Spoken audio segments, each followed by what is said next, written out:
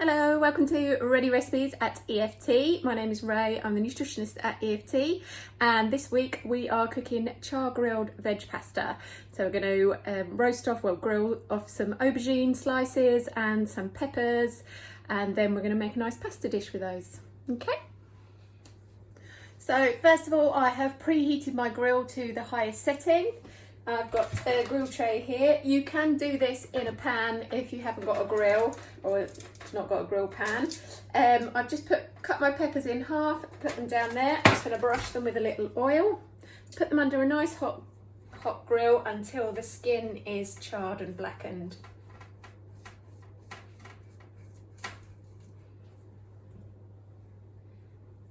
I just need a tiny bit of oil. You can do that with your fingers if you haven't got a brush. Right, pop that in.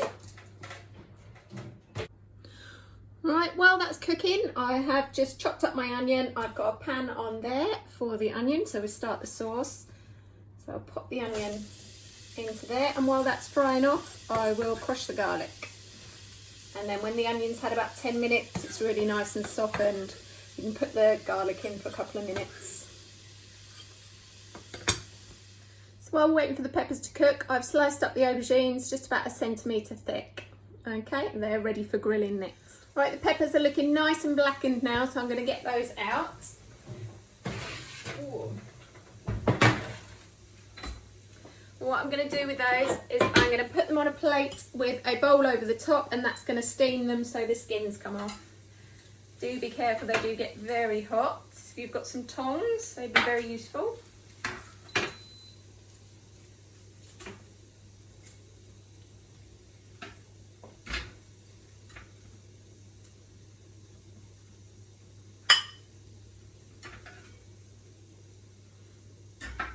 Use cling film as well if you haven't got a bowl and a plate that fit quite nicely tightly together. There we go. We're just going to leave those while we cook the aubergines. I'm going to do the same thing with the aubergines. We're just going to lay them out on the grill. I'm going to brush them with oil and pop them under until they're slightly charred, although not as black as the peppers because we won't be taking the skin off these.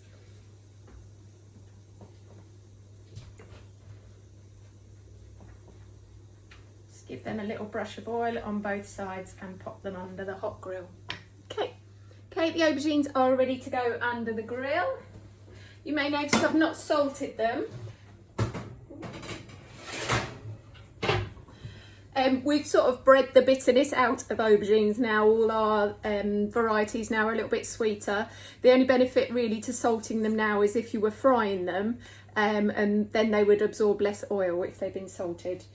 Don't forget to put your garlic in your onions when it's had about 10 minutes cooking. Get that in there. Right, once your garlic smells nice and aromatic, if you've got a bit of tomato puree like most of us have lurking in the back of the fridge, you can stick a splodge of that in. Don't worry if not.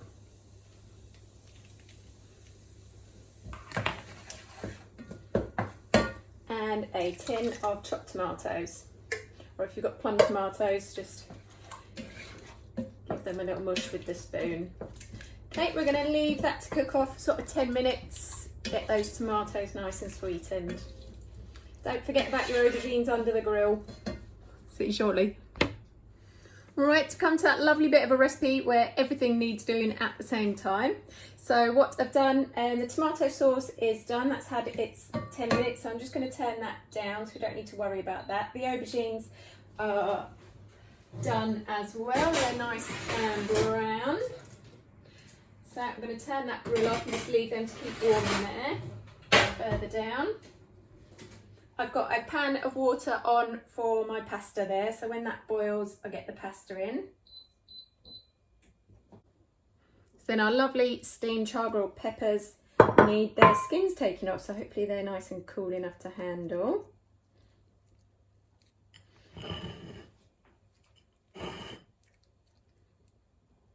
Get as much of the skin off as you can.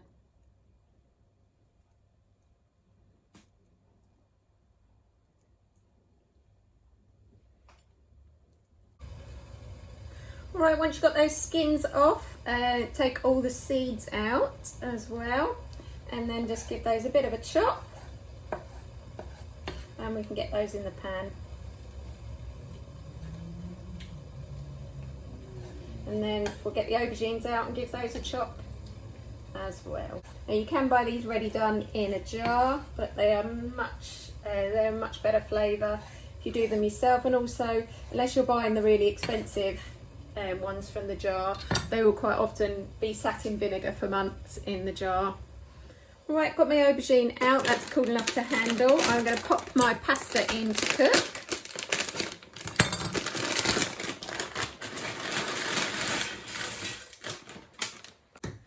So I'm just going to chop this up into bite-sized pieces,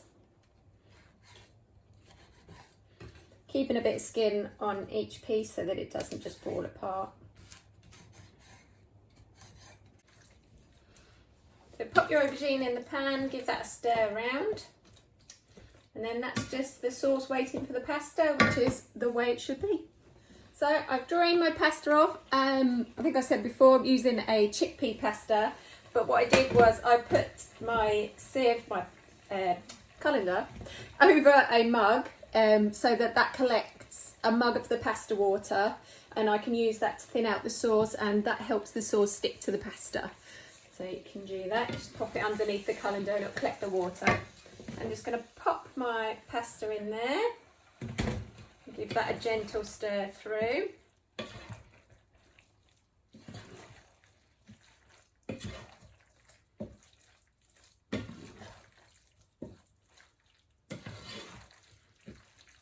And I've got some nice fresh basil here. I'm going to pop those leaves in too. You can tear basil leaves up a little bit if you'd like, or they will wilt down just in the warmth. Just going to pop a little bit of the water in. Give that a stir through to mix. And I feel like it's been with quite a few of the recipes recently, but if you've got a bit of cheese, you can stick it on the top. It's very nice. Italian dishes are always nice with a little bit of cheese. Do like a bit of Parmesan, quite often have some in the freezer. Gives you a bit more bang for your buck, taste for your calories on the Parmesan. It's really nice. Okay, enjoy.